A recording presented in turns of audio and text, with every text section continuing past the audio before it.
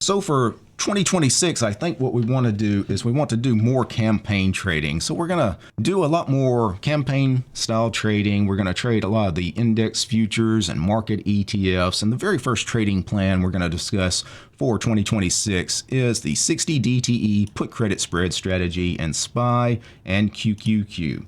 And I've already written a document out here inside LibreOffice Writer, the word process inside LibreOffice. I will share this document in the Discord channel. I may also put it on the internet, maybe on my GitLab. It will be a publicly available document that anybody can grab. And a trading plan, a basic trading plan, should include an overview. The overview should basically just tell people, hey, what is this? Well, it's a 60 DTE put credit spread campaign and SPY and or QQQ. This is a relatively safe strategy as long as size is kept in check. And I also want to immediately up front in the overview tell people what the biggest risk with the strategy is. And I write here, the biggest risk with this strategy is having too many positions when the market has a significant drawdown.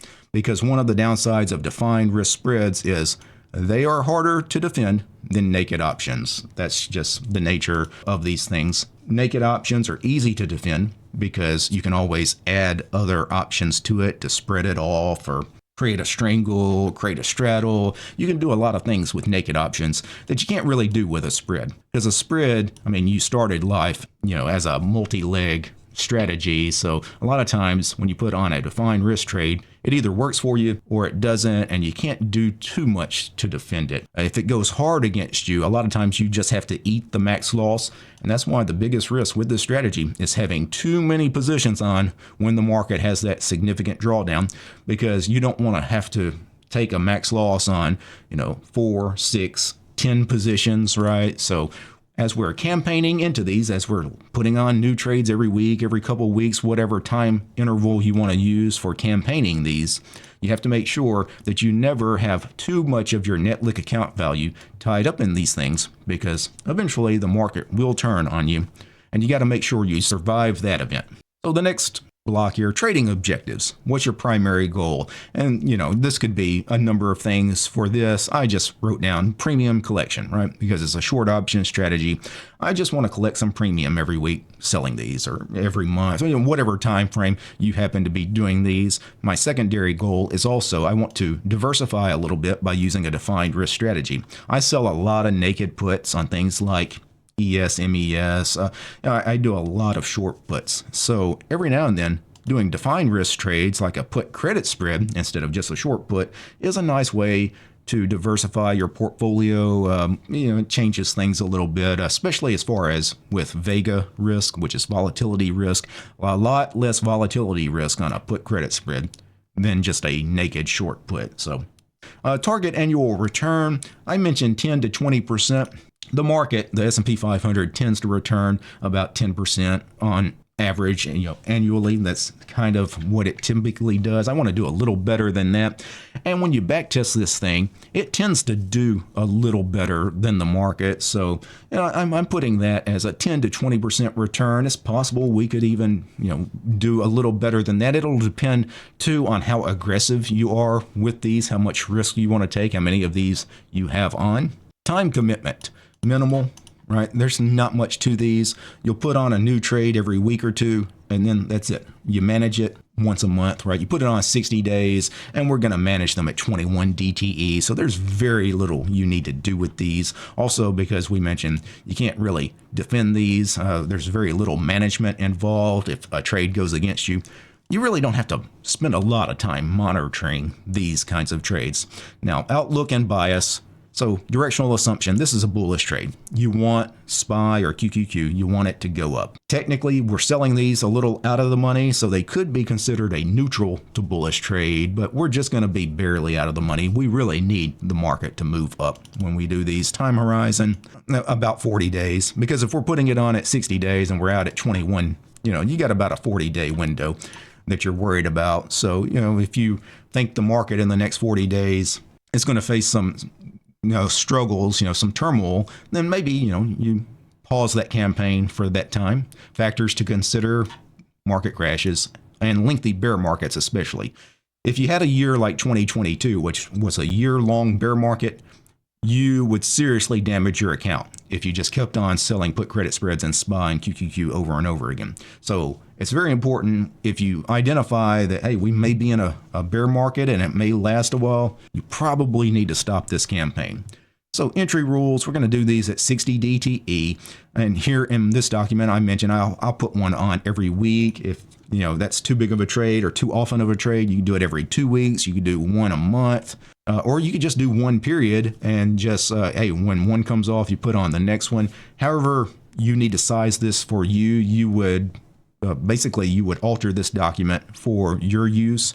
We're going to sell a 35 delta put and then buy a lower put, because that's what a put credit spread is, right? And if I go back to the trading platform, just a second, put credit spread, let's do an example in SPY. Matter of fact, I need to put one on. I don't have a trade right now in SPY. So the rules for entry are 60 DTE. The closest I'll get is 74 DTE. So I'll go to 74 DTE. We sell the 35 delta. I'll do the 33 delta. And then you buy a put lower.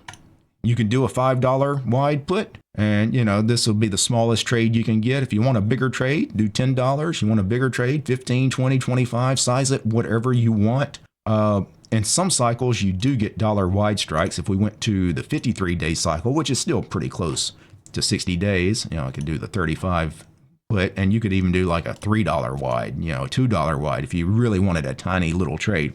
But I would probably do at least $5 just to make the trade worth something, right? And you get at least like a $1.10, $1.20 credits, typical kind of credit you'd get on this. If you wanted to go $10 wide, you get a 208 credit, risking about $7.92. But I'll stick to the $5 wide example here. So I'll do $5 wide. I get a 112 credit, risking $3.88, assuming I get filled on that. I got filled immediately in that, so that was nice. And then what I want to do, we will log these trades. I'm going to start putting these trades in a spreadsheet and tracking them. So this is the first trade as far as the new put credit spread for 2026, right? It's the start of a new year. So what I want to do here inside Tasty is, if you go to the top of the platform and group by, typically you want to group by order change, but I'm going to group by custom. So custom group, and then I'm going to go ahead and select the put credit spread I just sold, right click on it. I'm going to tell it to group position, and it's going to group it as a vertical spread. Typically that's how it would display if it was a normal kind of order chains grouping, but I can give it any name I want, and I'm going to call this PCS put credit spread 1. And that's what I'm going to put in a spreadsheet later. This is the first put credit spread that I'm going to log in the spreadsheet for 2026. And then let me get back into the trading plan here. So yeah, the 35 delta put at 60 DTE, small accounts, you can go $5 wide. You're risking about $400 a trade. If you've got a medium account, go $10 wide, and that's risking $800 a trade. If you got a bigger account, go $20 wide. You're risking $1,600 a trade. Now, max position sizing, I don't want to risk more than 1 to 2% of my net lick account value on any one trade. And that's the rules that I typically do for defined risk. And the reason is because, again, these are hard to defend. When they go against you, a lot of times you're just going to have to eat a loss. So you want the loss to be something small, something small compared to your net lick account value. So, that 1 to 2% range for one trade is fine. And then max positions, I want to make sure whatever max number of positions that you decide to campaign into, like if you're doing it every week, maybe you'll eventually end up in, say, 4 or 5 different trades. All of those trades should never be more than, say, 5 to 7% of your net lick account value. Because again, when the market has a big downturn, you might have to eat losses on all that. So it cannot be 15, 20, 25% of your net lick account value tied up into these put credit spreads and SPY and QQQ. Because again, the market will occasionally turn around in a big way, and you don't want to lose, a quarter of your net lick account value when that happens, right? So make sure you stay small. And really, as long as you size appropriately, this is a rather simple trade. I mentioned this trade will do horrible in a bear market.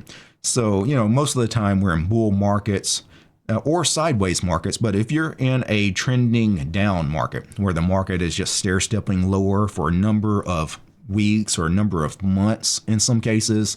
You need to try to identify that. And I mentioned you could use something like moving averages. I mentioned EMA, exponential moving average crossover. So maybe have a couple of moving averages on your chart, like the 20 and the 50, which are, nice time frames for what we're doing with 60 DTE trades. And if you ever see that 20 cross below the 50, that's a sign that, something is going on, right? So just pay attention to the crossovers. I've got some moving averages on my charts here. Yeah, actually several. I don't necessarily have a 20 and a 50, but this middle one here is a 21, and this one is a 55, I believe.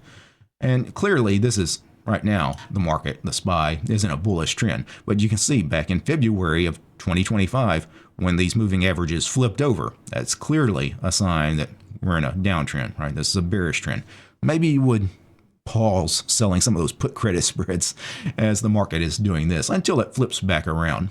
So, again, lengthy bear markets hurt bad. Now that 2-month period in 2025, it was only 2 months, and I was actually selling a lot of put credit spreads in SPY and QQQ during that. And I was able to do just fine in that because that was such a brief period, 2 months. We're in 60 DTE trades, and a lot of times you can still roll, at some point to get into the new trade. I was fine. But if that had been, say, another couple of months, if that had been a 4-month stretch, I would have had to eat some pretty serious losses on some of those spreads. Liquidity requirements is something you always have to pay attention to with trading. SPY and QQQ are as liquid as it gets, right? They're about the most liquid products. SPY probably is the most liquid product. Penny-wide bid-ask spreads, and you're typically going to get filled at mid-price. If you have to give up something, you're never going to have to give up more than a penny. So very liquid product. So liquidity is not a concern for this particular plan here.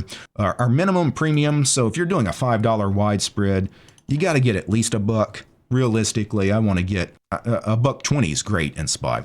A $1.20 is pretty normal in QQQ.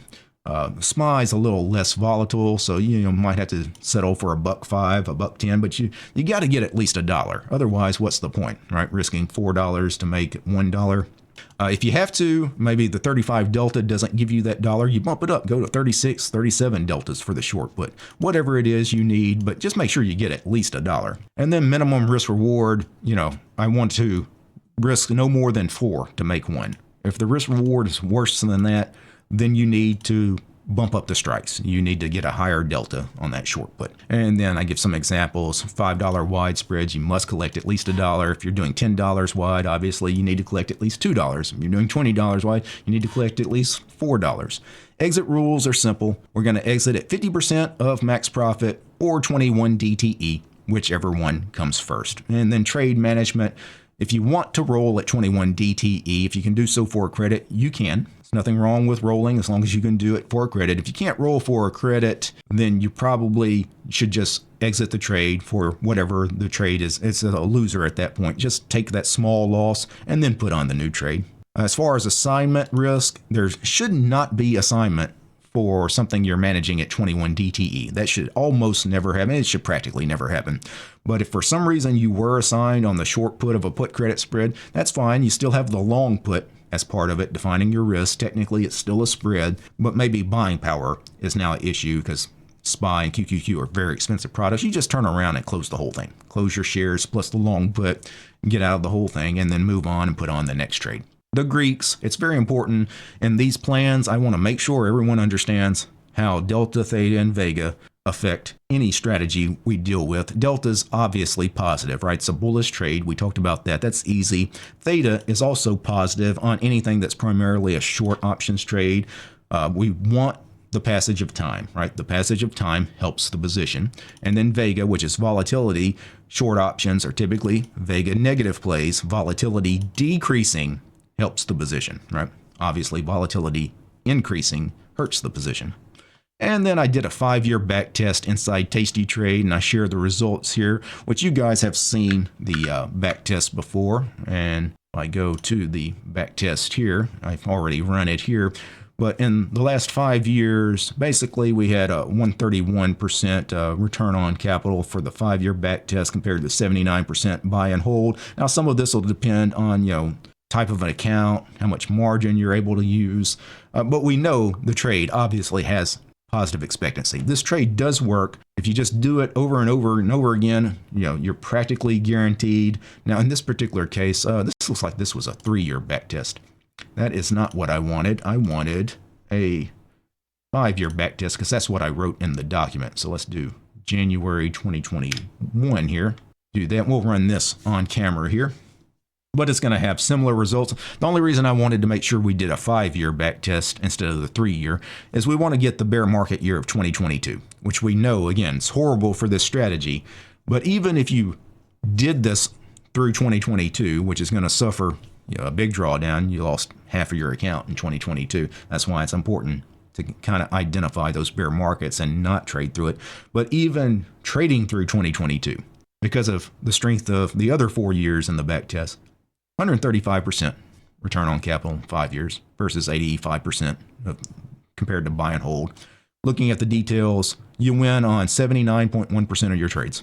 That's fantastic. When you think of the short put as a 35 delta, you think, well, 35 delta is going to finish in the money about 65% of the time. You're thinking you're going to lose, about 35% of the time. Well, no, you only lose 20% of the time, right? You win almost 80, 80%, you lose 20%. That's fantastic for the deltas we were playing with, right? This is great. And then average profit and loss per trade is a positive number, so we know the trade works, right? Average profit and loss doing this in SPY, $33 per trade. So every trade you put on, you can expect $33 on average. Worst loss, because it's a defined risk trade, your worst loss in this case was $627. So I guess one of the trades, they had to go bigger than $5. I specified to use $5 wide strikes, but I guess there was not a $5 strike to go to. They had to go a little bigger. So that's why the max loss is a little bigger than what you expect. But overall, just fantastic results on that trade. And then record keeping, we're going to keep track of all these using a spreadsheet. I'm going to create a spreadsheet. I've already created the spreadsheet. I'll give you a little preview here of a spreadsheet. And it's just going to track our custom label. PCS1 was the first spread we did. SPY, as a matter of fact, I could go ahead and put this in. I got a little drop down for whether we do SPY or QQQ. And if I put a credit we received, what credit did I receive on that trade? I can't remember, but I'll just say it was 110. And if I enter a number here, date open automatically fills for today's date. That way you don't have to enter it. It just saves you on typing. This makes this a lot easier to log. Also, with the closing trade, if I say, hey, we entered at 110, I got 50% max profit at some point. I closed it for a $55 winner. It calculates the running P&L. It also will automatically do today's date when you do the P&L close as well. That way, again, you don't have to bother entering the dates as long as you're doing it that day. Now, if you need to manually change the date because you didn't track it the day of, you can certainly change the dates manually yourself, but most of the time, they'll just autofill. So you got this little spreadsheet. And of course, it'll have a running P&L, as you enter, the profit and loss on trades or whatever it happens to be, it'll keep track of where you're at for the year. That way you can see how the strategy performs as you go along. So